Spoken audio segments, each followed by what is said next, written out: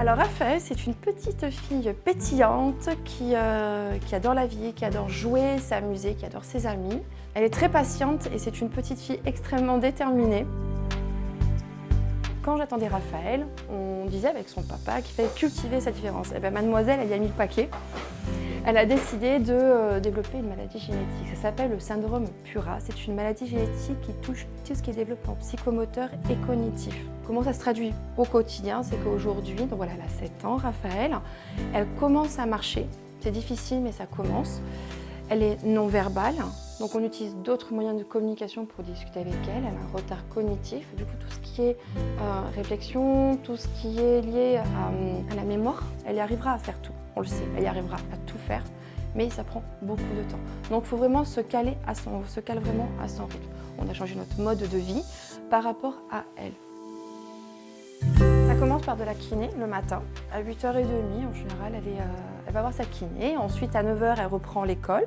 Ensuite, on a une séance d'orthophoniste. La cantine, éventuellement, si ou pas, elle y va. Et puis ensuite, elle reprend l'école jusqu'à 4h30.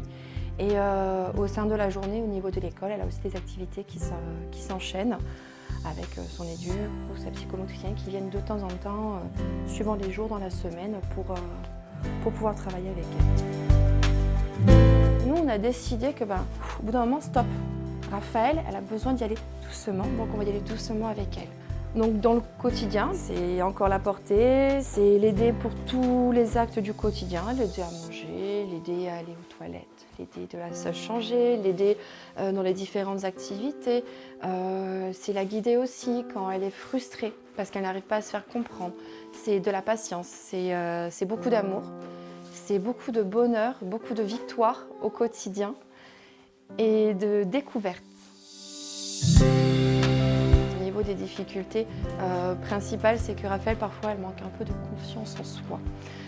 Certains sons, certains événements externes lui font souvent très peur et même parfois, je dirais qu'ils lui font mal. Nous, dans notre quotidien, ce qu'on aurait vraiment besoin, c'est d'un intermédiaire. On est intermédiaire, certes, mais un autre intermédiaire peut-être non verbal qui pourrait lui permettre de s'ouvrir encore un peu plus sur le monde. Donc on pensait justement à un handichien, un chien d'éveil pour pouvoir l'accompagner sur le quotidien et surtout un copain à 4 pattes, non verbal et surtout qui ne juge pas, c'est quand même hyper important. Qui nous, malgré tout, même en tant qu'adultes, on est là, on l'aime plus que tout au monde, on essaie de l'aider, mais malgré tout on est des adultes et on se dit que quelqu'un qui est non verbal pourrait éventuellement l'aider, du moins l'accompagner un petit peu plus au quotidien.